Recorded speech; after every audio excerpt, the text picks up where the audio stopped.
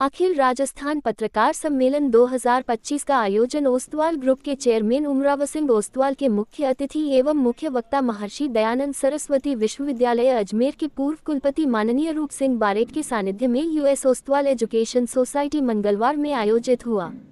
Professor बारेट ने कहा कि ग्रामीण अंचल में उच्च शिक्षा के विकास के लिए वांछित संसाधन एवं वित्तीय सहयोग की महती आवश्यकता है। शिक्षा से ही देश का विकास होगा तथा व्यक्तित्व विकास में सहयोग मिलेगा। श्री उमराव सिंह ओस्तवाल ने कहा कि शिक्षा के विकास के लिए जो भी समाज सेवी जाना जाए तो मंगलवार क्षेत्र के आसपास ग्रामीण क्षेत्र से जिस तरह से एक अलग ही बोलता हुआ नाम और यूएस ओस्तवाल ने काफ़ी ऐसे एजुकेशन के क्षेत्र में बच्चों को प्रोत्साहित किया है, जैसे कि एनसीसी में जो यहाँ से सिलेक्टेड बच्चे निकले हैं। तो सर ये आपकी जिस तरह से संस्था चल रही है, किस तरह की गतिविधियाँ हैं यहाँ की और शिक्षा के क्षेत्र को लेकर छात्रों को क्या आपकी तरफ से संदेश रहेगा? All the facilities we are providing and we are trying our level best to provide the maximum facilities. बच्चों को जो भी सुविधाएं पढ़ाई के अंदर देनी चाहिए, अच्छे से अच्छे प्रोफेसर्स हम लाते हैं, अच्छे से अच्छे टीचर्स लाते हैं, एजुकेटेड एंड वेल एक्सपीरियंस्ड। अभी एजुकेशन में यहाँ क्या क्या है? कॉलेज स्कूल सारे जो है सर, इंटरनेशनल स्कूल है जो 10 तक है, उसके बाद 11-12 की क्लासेस है। फिर हमारे कई तरह के कॉलेजेस हैं, BSc, BA, BCom, then BCA, BBA, MBA, then PG college, then paramedical में हमारे ये है डी फार्मा कॉलेज है, डी फार्मा है, पीजी फार्मा है, ये सब कर चल रहे हैं। सर अभी तक कितने छात्र ऐसे हैं जो यहाँ से सिलेक्टेड होकर निकले हैं? ये हमारे प्रिंसिपल्स बताएंगे आपको। एजुकेशन के मामले में देखा जाए तो चित्तौड़ बहुत बड़ा जिला है, चित्तौड़ में 4-5 मेडिकल कॉलेज हो चुके हैं। एक आपका भी सपना ऐसा है कि मेडिकल कॉलेज? सर, मेडिकल लाना है, लेकिन उसके लिए जो आज की गवर्नमेंट पॉलिसीज़ है उसकी वजह से हम थोड़ा सा दिक्कत पा रहे हैं। हमने बिल्डिंग बना दी है, डॉक्टर्स क्वार्टर भी बना दिए, लेकिन उस आइडिया को हमने ड्रॉप किया है क्योंकि एक तो मोदी जी ने डिक्लेयर कर दिया कि हर डिस्ट्रिक्ट में एक मेडिकल कॉलेज रहेगा।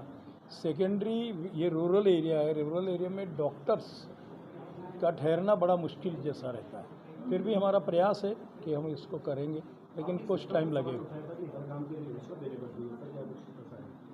तो नहीं रहे सर, नहीं लेना चाहिए अगलों को। देखो, एक बात बताता हूँ मैं आपको, बहुत छोटी सी। आपके यहाँ एक लेबर आता है काम करने के, उसको आप 500 रुपया देते होंगे।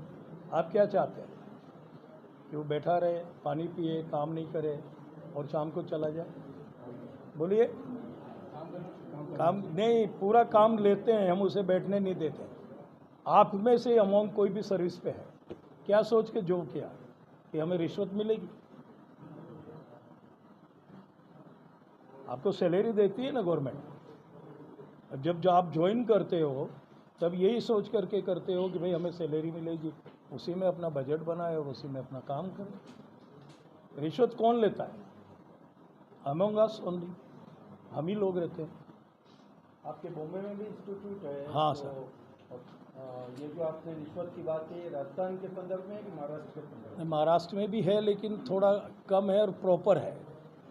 है तो है, ज़्यादा है। और तो सबसे बड़ा तकलीफ है, बहुत है, कानून अलग तरह के हैं, वो बड़ा सिंगल विंडो सिस्टम राजस्थान में कहते हैं, वो नहीं, कोई गलत बात।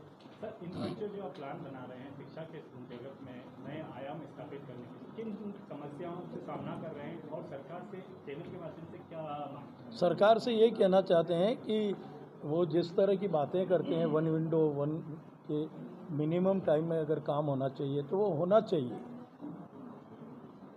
आपके जो भी रूल्स एंड रेगुलेशन है, जो भी क्राइटेरिया, उसमें अगर आदमी फिट है तो उसके बाद उसको टाइम नहीं लगना चाहिए। आपने कहा कि एजुकेशन मिनिस्टर है, वो पढ़े लिखे नहीं है। नहीं, मैं ये नहीं कह रहा हूँ कि नहीं रहते हैं और बन जाते हैं, तो उनके लिए कोई क्वालिफिकेशन होनी चाहिए कि नहीं? नहीं, आपने कहा ना चिकित्सा मंत्री जो अनग्रेजुएट है। हाँ, सही है ना sir. Not only in India, ये भाई कई स्टेट्स में भी है। आप जो बोल रहे हैं कि 1 साल में आपका नया प्रोजेक्ट आ रहा है, आप फॉरेन से टीचर्स वगैरह बुलाएंगे? यस। तो यहाँ वहाँ वाले फॉरेन वाले सीखने यहाँ आ रहे हैं, तो आप नहीं, क्या सीखेंगे? इंटरनेशनल स्कूल में आईबी बोर्ड लाएंगे, इंटरनेशनल बोर्ड, और उसमें 100% कॉन्वेंट पढ़ाई कराई जाएगी, क्योंकि सर आज का ज़माना जो रह गया वो नेशनल का नहीं रहा, इंटरनेशनल हो गया। हमारे ही बच्चों को जब बाहर जाना पड़ता है तो कई तरह की लैंग्वेज की प्रॉब्लम होती है, कई तरह के वीज़ाज़ की प्रॉब्लम होती है, एडमिशन्स नहीं मिलते हैं। तो वो जब हमारे यहाँ एक बार इनरोल्ड हो जाएंगे और हम वहाँ इनरोल्ड हो जाएंगे तो उनको इजीली एक्सेस मिलेगा आगे जाने के लिए, आगे की पढ़ाई करने के लिए। वो हमारा मेन मोटो है। इंडिया की जो एजुकेशन सिस्टम है उससे सेटिस्फाई हैं आप? कुछ तो सुधार की ज़रूरत है, अदरवाइज ठीक है।